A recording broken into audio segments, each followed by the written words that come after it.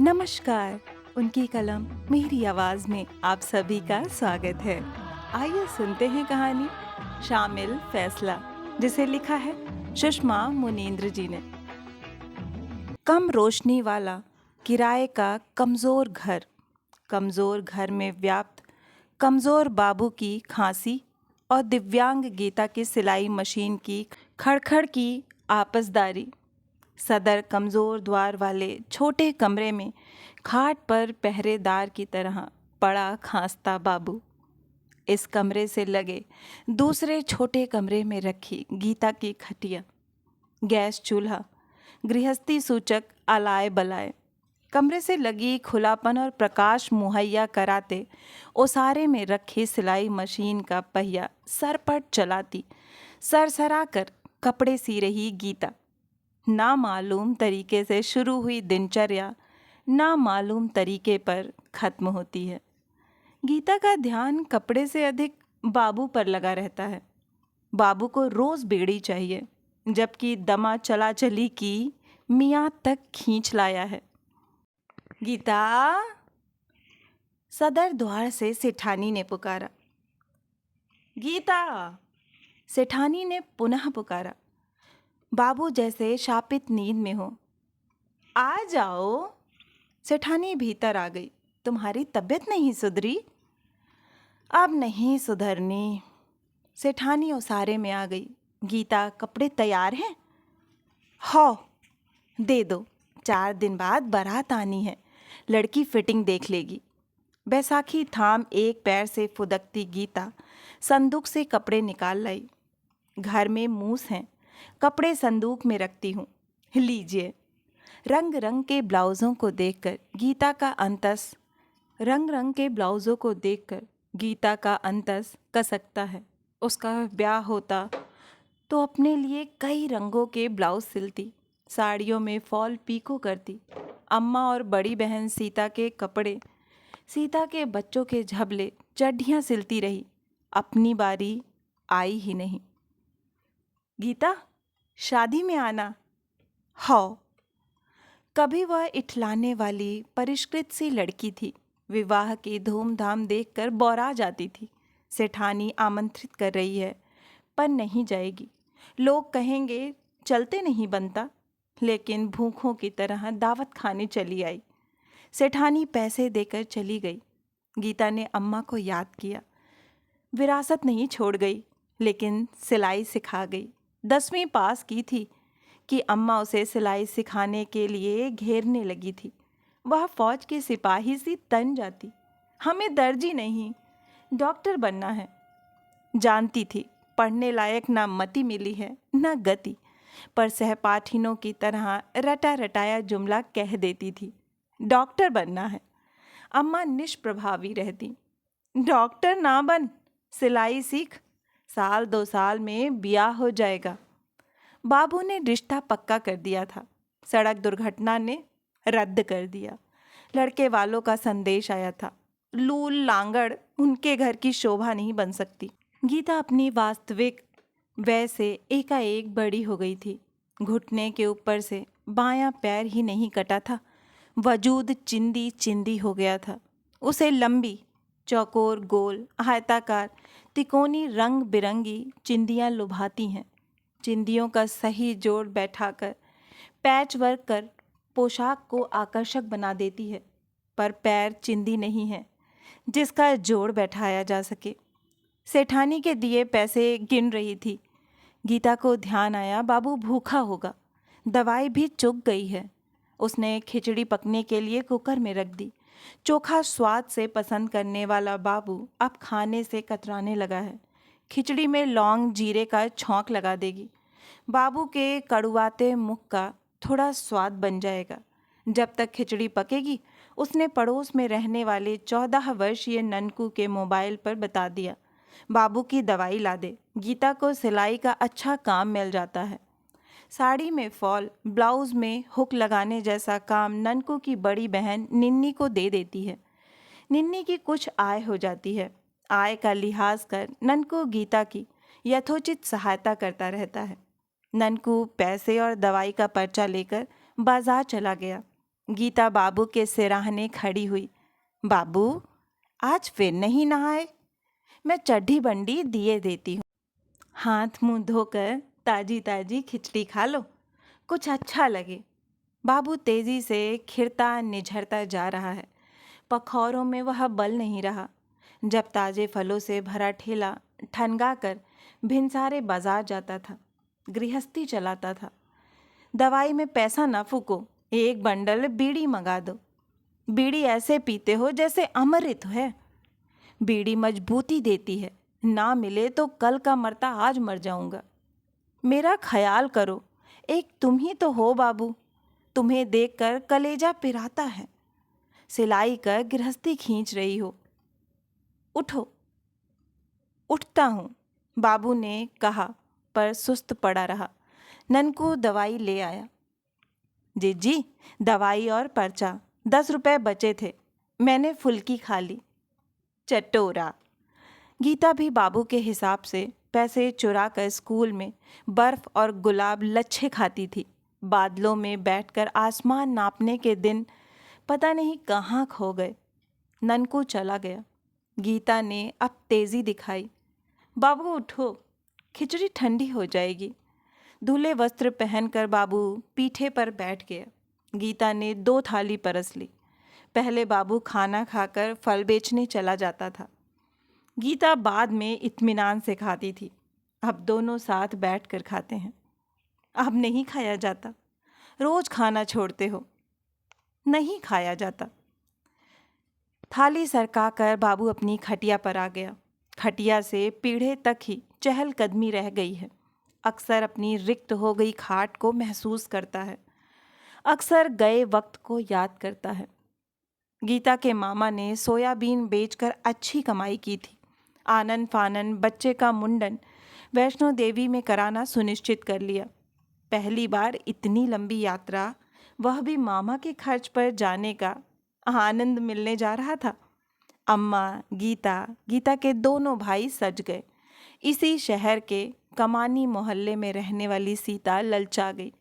अपने बच्चे का भी मुंडन वहीं करा लेगी। दोनों बेटियों मुन्नी और गुड्डी को पति पुरुषोत्तम के पास छोड़ गई थी। नहीं मालूम था लंबी यात्रा अंतिम यात्रा साबित होगी। घुमावदार खाटी में जीप पलट गई। गीता के अलावा पूरा परिवार जीप सहित घाटी में समा गया। गीता छिटक कर नीचे वाली सड़क पर गिरी। बाएं पैर की हड्डियां चूर चूर हो गईं। शोक में डूबे बाबू को सुध न आई। गीता का उचित उपचार होना चाहिए। जब सुध आई, संडाद फैल चुकी थी। पैर काटा गया। आज वही गीता सिलाई पर गृहस्थी खींच रही है। बाबू जानता है वह चला चली की मियाद में है। उसे अपनी मौत से अधिक गीता की जिंदगी से भय लगने लगा है। सबसे अधिक भय खजहा कुत्ते की तरह लहट गए वर्कशॉप में मिस्त्रीगिरी करने वाले पुरुषोत्तम से है। जब न तब अतिथि बनने चला आता है। अब तो रात को रुकने लगा है। सुबह यहीं से वर्कशॉप चला जाता है। अभी हफ्ता नहीं बीता है, पर आज फिर धमक पड़ा। परोपकार दिखाते हुए समोसा, खोवा की कत्थई स्वादिष्ट जलेबी और बाबू के लिए 2 सूती अंगोछी बांध लाया। बाबू, तबीयत कैसी है? बाबू को लगा पूछ रहा है। बाबू, कब मरोगे? मरो तो गीता को अपनी सुपुर्दगी में लूं। बाबू ने उसे हताश किया। पहले से ठीक है परसोत्तम, अंगोछी लो, कितना पसीना आता है। गीता को पुरुषोत्तम का आना नहीं सुहाता। सूरत माशा अल्लाह है, पर हीरों की तरह काला चश्मा धारण कर भाल में 4 जुल्फें फहरा लेता है। विडंबना यह कि नाते ढोने पड़ते हैं। सीता नहीं रही, पर यह उसका पति है। मुन्नी गुड्डी का पिता है। बाबू के पास अंगोछी रख अजब मोह में डूबा पुरुषोत्तम गीता के पास आ गया। गीता, कैसा चल रहा है? वक्त की आंच ने गीता की कोमल कमनीय सूरत झुलसा दी है। फिर भी सुंदर लगती है। पुरुषोत्तम को बहुत सुंदर लगती है। बाबू की तबीयत बिगड़ती जा रही है। पुरुषोत्तम ने उसके कंधे पर हथेली रख दी। काहे घबराती हो, मैं हूँ। गीता ने हथेली हटा दी। पुरुषोत्तम नाच से हंसा। अरे जीजा साली में इतना चलता है। मुन्नी गुड्डी को ले आते, अपने नन्ना की तबीयत देख लेती। गीता कहती है, पर अपने लिए एकांत बनाने की कोशिश कर रहा पुरुषोत्तम बच्चियों को नहीं लाता। उनके आने से तुम्हारा काम बढ़ जाता है। दोनों के लिए फ्रॉकें बनाई हैं, ले जाना। गीता ने गुलाबी प्लेन कपड़े में चिंदियों के फूल टांक कर रेडीमेड जान पड़ती सुंदर फ्रॉकें सिली है, दे देना। सोहागी, पुरुषोत्तम की दूसरी पत्नी, कैसी है? कटखनी बिलारी है, मेरी मत मारी गई थी। बाबू तुम्हारे वास्ते बोले थे। कहते हुए पुरुषोत्तम ने गीता को चोर नज़र से देखा। चरित्र खोते हुए उसे चोर नज़र से देखने का अभ्यास हो गया है। जितना सीधी नज़र से देखता है उतना चोर नज़र से देखता है। गीता ने बात को महत्व न दिया। जीजा, बाबू के पास बैठो, मैं चाय बना दूं। बनाओ, बाबू की चिंता रहती है, इसीलिए चला आता हूँ। सीता नहीं रही, इस घर से मेरा नाता है। समोसा जलेबी है, बाबू को कुछ स्वाद बदले। सौगात लाकर अपरिहार्य बनना चाहता है। ना लाया करो, बाबू नहीं खाते। तुम खाओ, बाबू के साथ पथ्य खाकर कमज़ोर होती जा रही हो। जो ज़रूरत हो मोबाइल पर बता दिया करो, ले आऊँगा। गीता उपेक्षा के भाव से प्लेट में समोसा जलेबी रखती रही। ज़रूरत का सब है, नाश्ता बाबू के कमरे में ले जाओ, चाय बनाती हूँ। गीता के साथ शान जमाते हुए खाना चाहता है, पर यह बाबू की पैरवी करती रहती है। प्लेट थाम बाबू के पास चला गया। गीता चाय खौलाने लगी। उसके बाबू का विनय निहोरा याद है। परसोत्तम, गीता से ब्याह कर लो, मुन्नी गुड्डी को आराम होगा। दिन भर ठकर ठकर रोती है। पुरुषोत्तम भाड़ में पड़े मकई के दानों की तरह पटपटाने लगा था। बाबू, गीता बैसाखी पर चलती है, खुद को आसरा नहीं दे सकती। मुन्नी गुड्डी को कैसे देगी? लूल लांगड़ को मेरे मूड में काहे लाडना चाहते हो? मैं सीता को नहीं जाने दे रहा था। गीता की अम्मा ने जबरई की। सीता और गभुआर लल्ला, पुरुषोत्तम का 2.5 साल का बच्चा, भस्म हो गए। अम्मा ने जबरई नहीं की थी, सीता जबरई गई थी कि इतने बड़े तीरथ में लल्ला का मुंडन करा लेगी। वह तो जन्म की मूर्ख थी। गीता पूरा प्रसंग ना सुन सकी थी। लूल लांगड़, इस संबोधन ने कुछ सुनने ना दिया। लंबी देह वाली सुंदर लड़की अब लूली लंगड़ी पुकारी जाती है। सबके साथ वह भी मर जाती तो बाबू के गले में फांसी छूट जाती। जी चाहता था पुरुषोत्तम को पूरी तरह उपेक्षित कर बाबू से कहे, बाबू तुम गलत आदमी से फरियाद कर रहे हो। सीता के ज़माने में जब यह मस्ताते हुए यहाँ 4-4 दिन पड़ा रहता था, इसके दाना पानी की फिक्र सीता से अधिक मैं करती थी। आज मैं लूल लांगड़ हो गई, नहीं कह सकी थी। कंठ में नमी भरी रहती थी। अब तो उसकी आवाज़ ही स्थायी रूप से नम हो गई है। पुरुषोत्तम का दूसरा विवाह हो गया था। बाबू विवाह में गया था, लौटकर यथार्थ कहा था, सोहागी के महतारी बाप कसाई हैं। इतनी सुंदर लड़की को 2 लड़कियों के बाप से बांध दिया। बेटियां माँ बाप के लिए अभारू बोझ होती हैं। बाबू, तुम भी तो जीजा से मुझे बांध देना चाहते थे। उसका घर बस जाता, तुम्हें आसरा हो जाता, पर वह मूर्ख है। भरा है गीता का दिल। जीजा को लूल लांगड़ से ब्याह करने में लाज आ रही थी, मौज मारने में नहीं आएगी। भोलेनाथ, तुम्हें मेरा अंग भंग करना ही था तो किसी दूसरे अंग को भंग कर देते। कौन सा अंग? हाथ? तब एक हाथ से सिलाई ना हो पाती। आंखें? कपड़े नापना काटना सिलना ना हो पाता। कान? खाट पर पड़े बाबू की गुहार सुनाई न देती। मतलब कोई भी अंग अकारथ नहीं है। सभी अंग, अवयव, तंतु आपस में जुड़े रहें, जीवन तभी सुचारू चल सकता है। बैसाखी की आदत डालने में कितना रोना आया था, कितना अपमान लगा था, खुद को साधने में कितना जोर लगाना पड़ा था। सुनती हूँ नकली पैर लगाए जाते हैं। कहाँ लगाए जाते हैं? खर्च कितना बैठता है? कहाँ जाना पड़ता है? मालूम नहीं।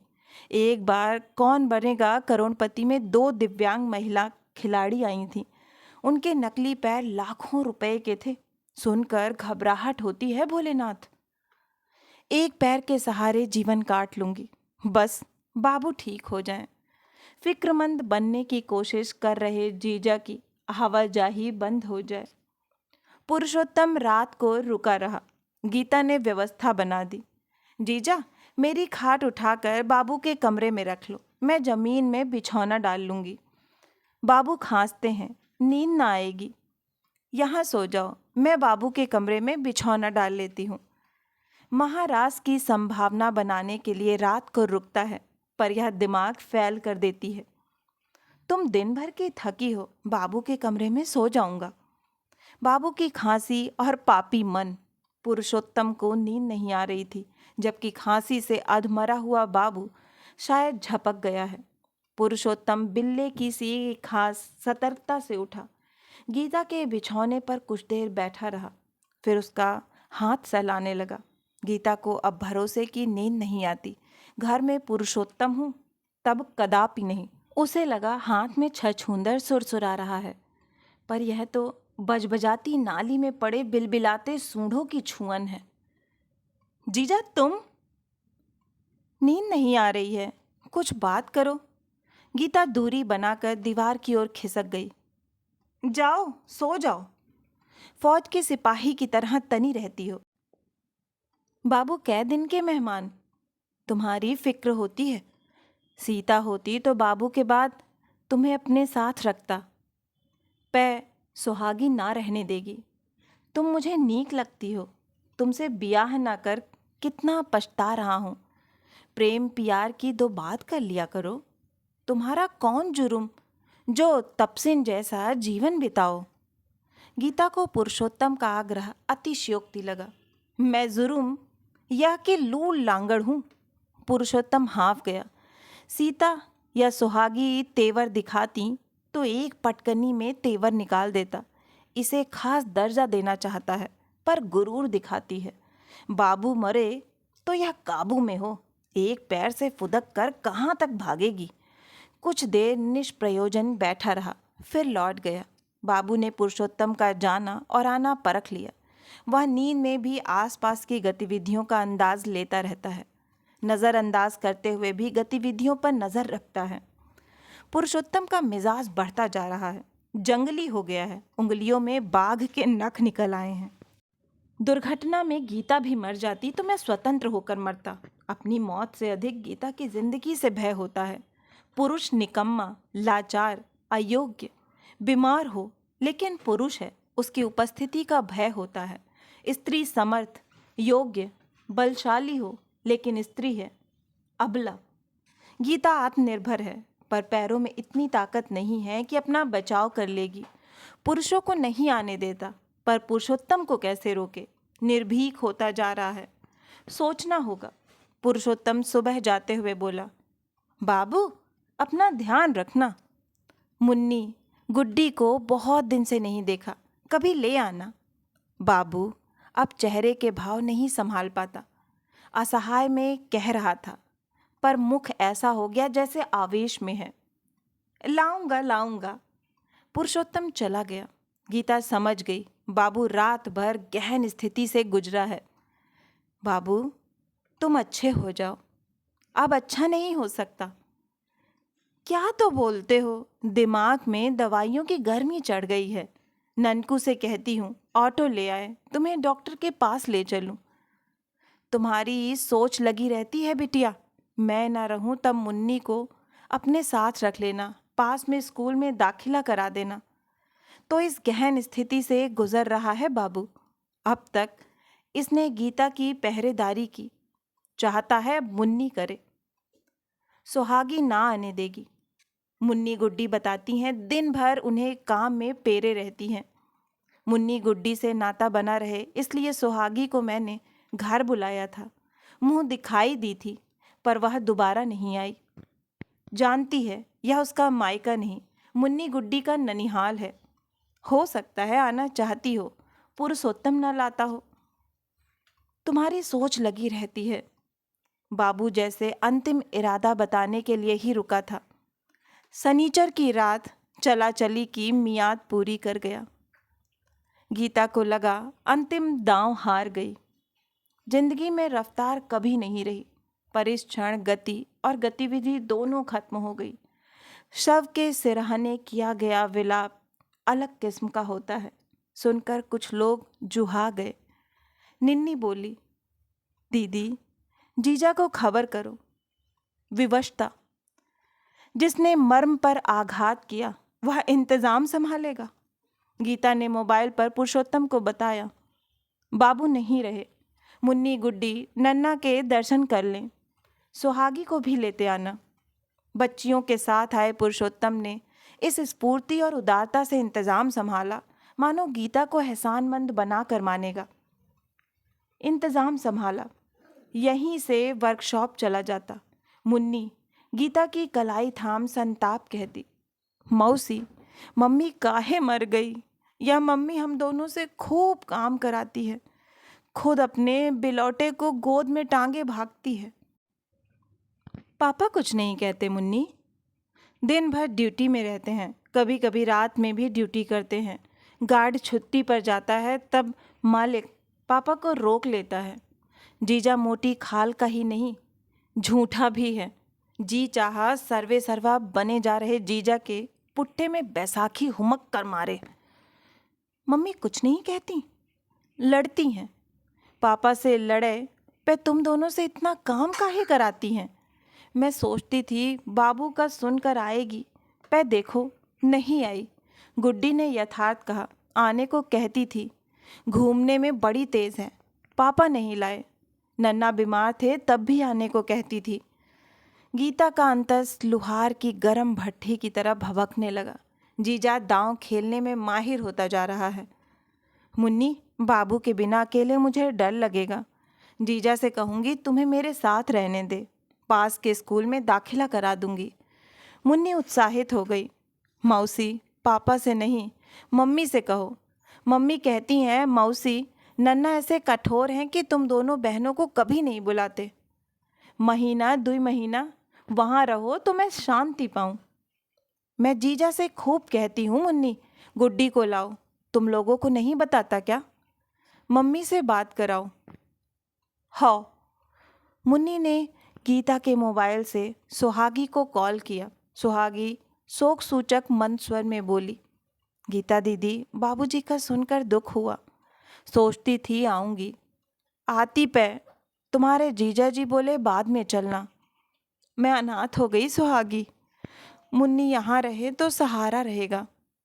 सुहागी ने माना करिश्मा हस्तगत हुआ है, उसका अभीष्ट गीता की ज़रूरत बनेगा। दीदी, मुझसे क्यों परमिशन लेती हो? मुन्नी पर तुम्हारा हक है। किसी दिन आऊँगी। सुहागी किसी दिन नहीं, दूसरे दिन ही चली आई। बाबू के लिए रोई, औपचारिक बातें की, आंसू पोंछकर मुद्दे पर आई।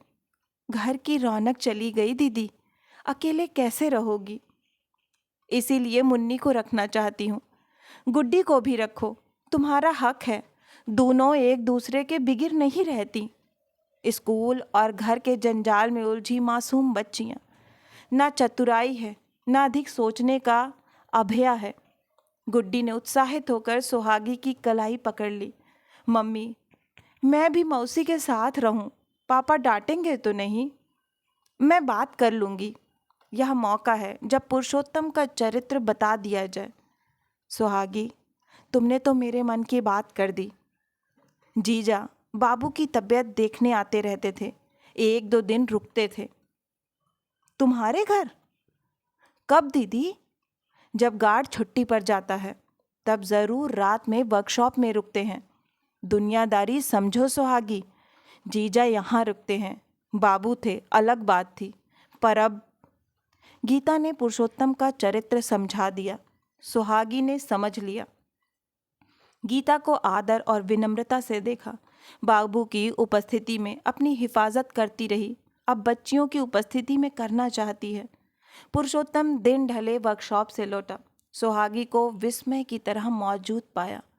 सुहागी ने पुरुषोत्तम को सुनाते हुए गीता से कहा, दीदी, तुम अकेले नहीं रहोगी, मुन्नी गुड्डी साथ में रहेंगी। मैं दोनों के कपड़े किताब पहुंचा दूंगी। कोई दिक्कत हो मेरे मोबाइल पर बात करना। इतना कह पुरुषोत्तम से संबोधित हुई। सुनो हो, वर्कशॉप वाले को कह दो रात में ड्यूटी नहीं करोगे। मुन्नी गुड्डी के बिगिर हमको अकेले डर लगेगा। पुरुषोत्तम लटपटा गया। सुहागी फैसला नहीं कर रही है, उसकी तमन्ना का नाश कर रही। गीता, मुन्नी गुड्डी को नहीं संभाल सकती। मुन्नी ने अर्ज की, पापा रहने दो ना, मौसी परेशान है। सुहागी ने बच्चियों के सिर पर हथेली फेरी। मौसी को परेशान न करना, मैं आती जाती रहूंगी। दो स्त्रियों का शामिल फैसला। अभी आप सुन रहे थे कहानी शामिल फैसला। आशा है कि यह हृदय स्पर्शी कहानी आपको बहुत ही पसंद आई होगी। अगर कहानी पसंद आई है तो मुझे प्रोत्साहित करने के लिए एक लाइक करें, अपनों के साथ ज़्यादा से ज़्यादा शेयर करें। नीचे कमेंट बॉक्स में कमेंट करके बताएं कि आपको कहानी कैसी लगी। और अगर आप इस परिवार का हिस्सा बनना चाहते हैं तो इस चैनल से जुड़ें और इसे सब्सक्राइब करें। और हाँ, नोटिफिकेशन बेल ज़रूर दबाएं, जिससे आगे आने वाली हर कहानियाँ आपको समय पर मिलती रहें। फिर मिलती हूँ एक नई कहानी या कविता के साथ। तब तक के लिए आप सभी का कहानी सुनने के लिए बहुत बहुत धन्यवाद।